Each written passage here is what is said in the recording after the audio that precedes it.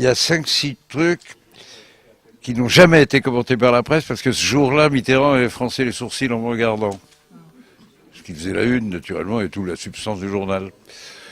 Votre bonne chance, c'est un livre au service de la presse, quoi, pour compléter. Ok ? Il a été Premier ministre entre 1988 et 1991 et a attendu ses 80 ans pour écrire ses mémoires. Lui, c'est Michel Rocard. L'ancien Premier ministre sous le deuxième mandat de François Mitterrand était présent hier à Nîmes afin de dédicacer son livre « Si ça vous amuse », une phrase empruntée au président. Ça se passait un mercredi matin juste avant le Conseil des ministres. On avait fini l'ordre du jour, j'avais 10 minutes. Et je lui ai dit que ça marchait mal, très mal, dans les services spéciaux, dans l'enseignement français. Alors il n'aimait pas ça, c'est son domaine réservé. J'avais en principe pas le droit d'y toucher. Or, ça marchait très mal, il le savait, et il n'avait pas d'idée. Et moi, j'en avais. Alors, on tient la conversation 10 minutes, puis il a fini par me dire « Si ça vous amuse !» Dans la file d'attente de la librairie Tessier, des inconnus, des têtes connues et de tous bords politiques. Salut Damien. À bientôt.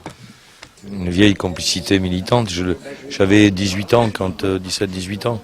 Quand je l'ai rencontré à Paris, je jouais au flipper à la rue du Saint-Père et on s'est rencontrés et depuis on se suit. J'ai toujours adhéré à ses idées et c'est un peu mon père en politique. Donc c'est pas un secret, je suis rocardien depuis tout le temps.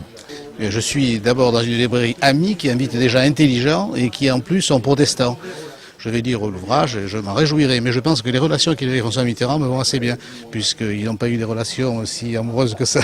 Michel Rocard, c'est une espèce de mythe pour moi. Parce que j'étais étudiante, j'étais à Montpellier, on courait partout dès qu'il arrivait quelque part.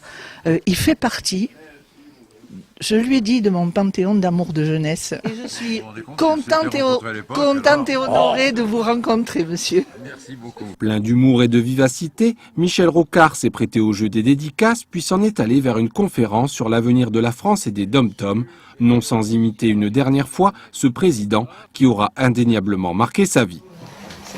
Voilà. Merci beaucoup. Je vous en prie. C'était son façon.